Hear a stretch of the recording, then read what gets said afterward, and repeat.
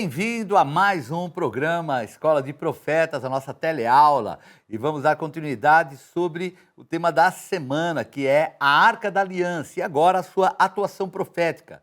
Então nós estamos falando a respeito desse mover muito importante desse elemento profético em meio ao povo de Israel.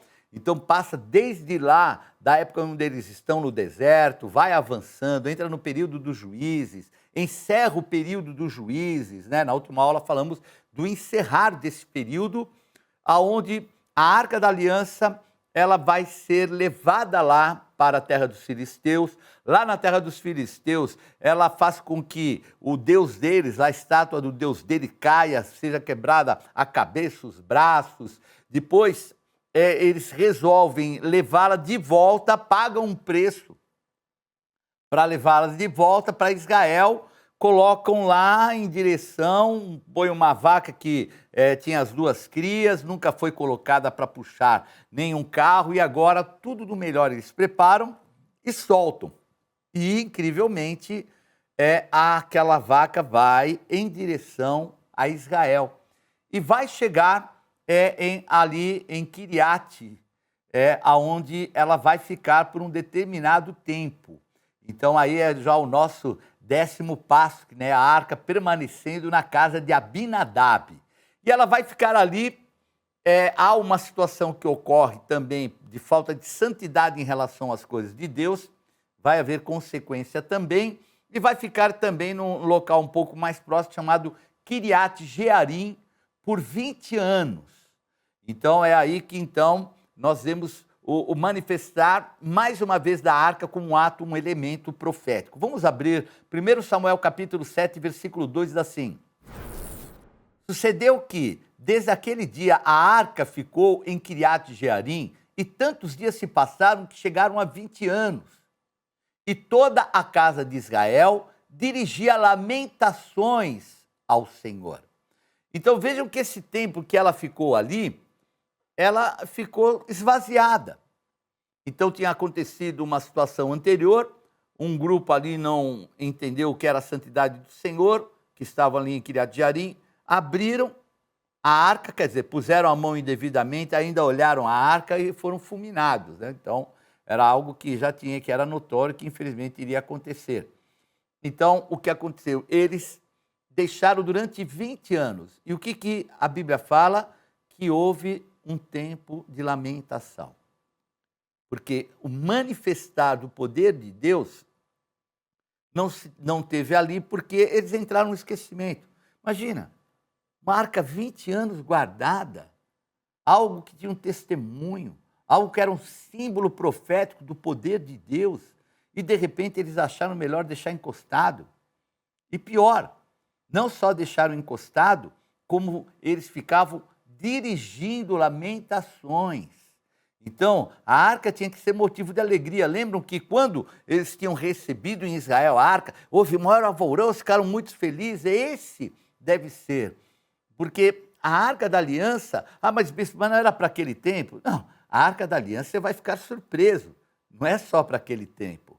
Ela é algo que profeticamente a gente pode também fazer uso no dia de hoje, com um símbolo, um elemento profético, espiritualmente, colocando, obviamente, a nossa arca, é o Senhor Jesus. Mas vamos voltar aí ao nosso roteiro. Então, aí, daquele lugar, ela vai até um local onde também não é valorizada, porque o período que ela fica, esses 20 anos, é o período onde o rei Saul não faz uso dela. Então, ele iria trazer para um acampamento de guerra contra os filisteus, mas ele toma uma outra decisão. Vamos ver 1 Samuel 14, 19. Enquanto Saul falava ao sacerdote, o alvoroço que havia no arraial dos filisteus crescia mais e mais. Pelo que disse Saul ao sacerdote: desiste de trazer a arca. Então nós temos aqui esse momento em que ele lembra da arca. É o momento de guerra, há um alvoroço acontecendo dentro do arraial. Que alvoroço é esse, Bispo G? O filho de Saul, Jonatas, tinha entrado lá no arraial do inimigo e estava causando uma loucura, porque eles estavam, os dois arraiais parados, o povo de Israel com medo, dos filisteus. Lembra que eu falei, o domínio dos filisteus foi muito grande durante muito tempo. E ninguém fazia nada. E aí, toma uma posição Jonatas, o filho de Saul, com seu escudeiro e pede um sinal para Deus. Senhor, se nós vamos vencê-lo, o Senhor vai nos trazer até nós. Se não, eles vão nos chamar até eles, mas nós vamos. Então, até o sinal que Jonatas pediu foi interessante. Se eles vierem a mim, eu vou vencê-los. Se eu for chamado para ir até ele, eu vou e vou vencer. Quer dizer, ele tinha consciência que não poderia mais ficar ali em derrota. E aí é esse o momento em que Saul ainda já estava chamando a arca para vir, então ele já estava começando a se conscientizar que ele precisava também desse elemento profético, mas o que acontece é que já está acontecendo a transformação. Só do sentimento em relação àquele elemento profético de Deus já começou a trazer liberação. Então as pessoas muitas vezes têm muito preconceito em relação a coisas materiais no contexto, porque nós vemos que existem tantas coisas aí vinculadas à magia, à bruxaria, a esoterismo, mas nós não atribuímos o valor espiritual ao bem, mas sim ao Deus ao qual nós consagramos aquilo. E esse era o valor correto, era o valor sentimental, tanto que quando Saul manda trazer a arca, o filho já está fazendo a diferença, eles entram na guerra e vencem. Então, um momento muito importante, onde há uma grande vitória, e ele, infelizmente, não se fez valer da arca, e no finalzinho do seu reinado ainda passou por uma situação lá, na qual ele começou a reconhecer que o Senhor estava ali. Vamos ler 1 Crônicas 13:3, confirmando aquilo que eu falei? Tornemos a trazer para nós a arca do nosso Deus, porque nos dias de Saul não nos valemos dela. Então agora vem esse outro período, né? Mais um período em que o povo de Israel reconhece que precisa da arca.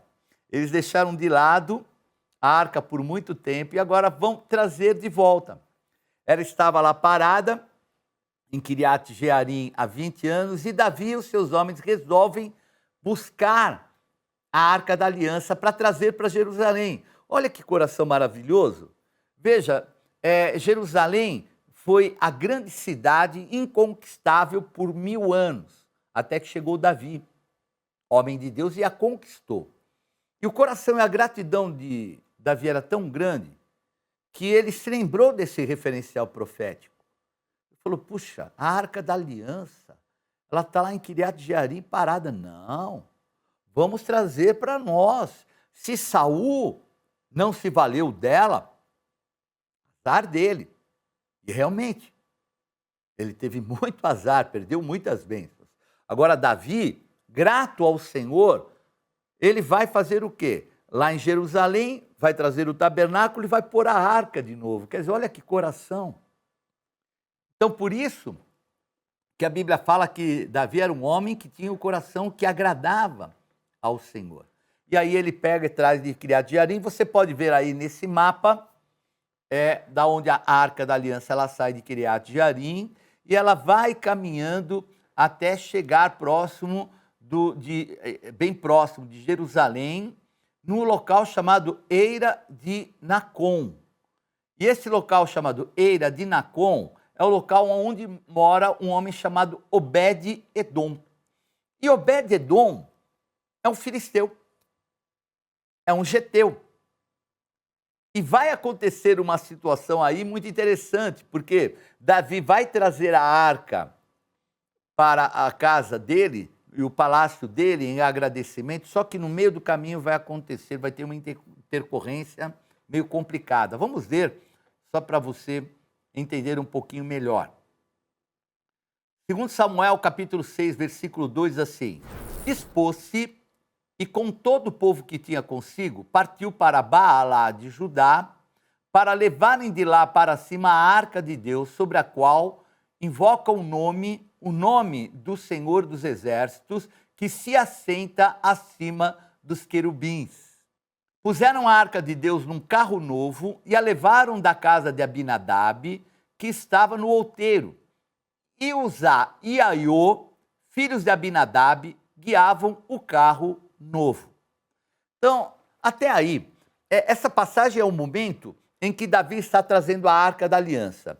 Lembram que no deserto, onde eles caminhavam, a arca era levada sobre os ombros através daqueles varais?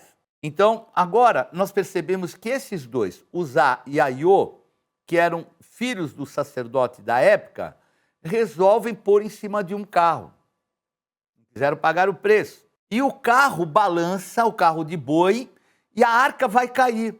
Quando a arca vai cair, Uzá, pum, toca irreverentemente na arca do Senhor. E ele, na hora, é fulminado. Na hora, ele morre. E aí, Davi fica ali perplexo. E fica ali meio confuso com tudo aquilo. Puxa, eu estou trazendo a arca do Senhor para a minha casa, sei que é o momento de eu agradecer ao Senhor, tive vitória, e agora estou nessa situação aqui, Uzá é fulminado. Não, não quero mais a arca, não. Mas o que vai acontecer? Vamos ao intervalo e daqui a pouco nós damos sequência a esse momento tão importante, que é o momento em que a arca vai parar na casa de Obed-Edom, o geteu. Vamos ao intervalo.